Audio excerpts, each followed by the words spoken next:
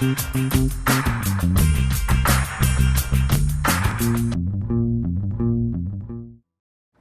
Day is coming up, and you have some interesting recipes. I really thought those were really a great recipe, and they look wonderful. The strawberry tuxedos. Tell me how you made those. They're really easy to make. I mean, they look more complicated than they are, but they're really easy. It's just your basic strawberry. They're not really in season right now, but sometimes you can run across some really nice ones. Go for the smell when you're picking out the strawberries. Rinse them, dry them off really well.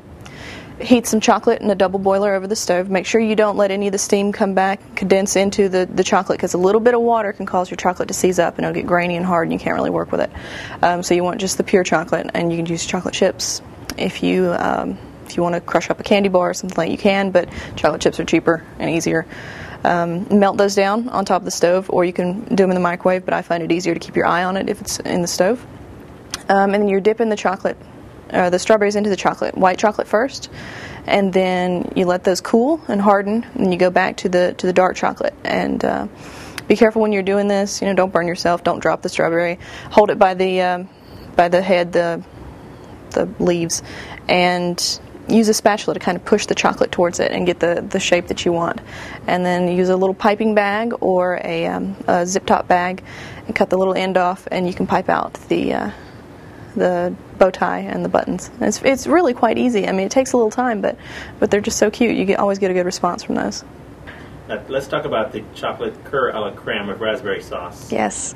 The traditional cœur à la crème is it's more vanilla based, but this one it's chocolate, and you're melting together the chocolate and the butter and the cream together, and then adding it to the smooth cream cheese and sugar mixture. And traditionally, you're going to use a mold that is specifically made for that, and it's a porcelain mold with holes in the bottom, and you'd line it with cheesecloth and put the mixture in it and let it sit overnight, and the liquid would drip out the bottom, any excess liquid, leaving you with a much firmer product. But this doesn't have a lot of moisture in it, this recipe, and you don't have to use that kind of mold. You can use any kind of mold you'd like, or if you want, you could roll it out between some plastic wrap and let it harden. I froze it, and then you could cut it out with cookie cutters if you'd like, if you want to do that shape, if you don't have a heart-shaped mold or something like that. But they're good. They're kind of like unbaked cheesecakes. It's good. It's creamy and of course chocolate, so that makes it good.